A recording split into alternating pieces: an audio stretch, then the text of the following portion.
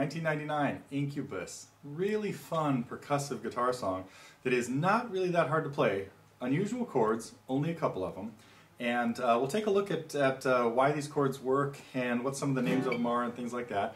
And we're definitely going to talk about this kind of percussive playing that was happening down here. So notice there's a lot of muting and stuff going on. So all you really have to do with this song is be able to get through a couple of unusual chord shapes. So it'll stretch you if you're still having a little trouble with some open chords.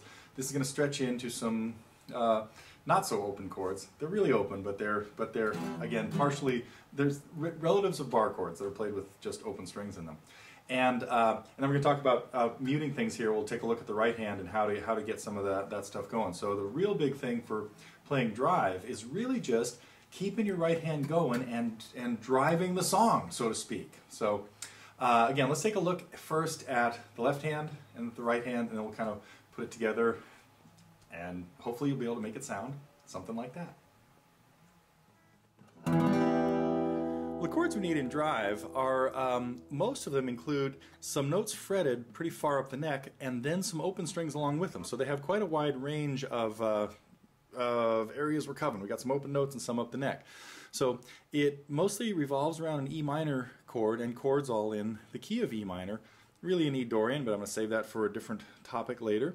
And that is, we're starting with an E minor chord played up at the 7th fret. So I'm at the 5th string, 7th fret. This would be where if I was going to play a full barred E minor, I would put a bar at the 7th and shape my fingers like A minor. One of the really distinctive elements that happen in drive, and this happens in a lot of other songs, a lot of Neil Young songs do things like this, is using the palm of your hand, or actually the base of your hand, to mute the strings lightly by lightly resting it, or slightly, by lightly, resting it right here on the saddle.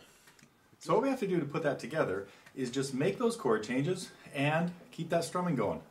Simple, right? Well, it's not really, because the changes are a little bit difficult and the strumming is probably something new for you. So I'm just going to kind of walk through the tablature that you have, hopefully there in front of you, that you've downloaded and printed up in our Guitar Pro format or the PDF, whatever you like. And our first E minor chord, notice we have 8th notes and 16th notes. So since we have 16ths, those are the ones with the double bars on them, every pair of 16ths in the strumming would be a down and an up. Every single 8th would be just a down. So if you're looking at the very first measure, what we have is 2 bass notes, both muffled slightly, then a strum, and then that would be down, and then a down up for the pair of 16ths, and then another down.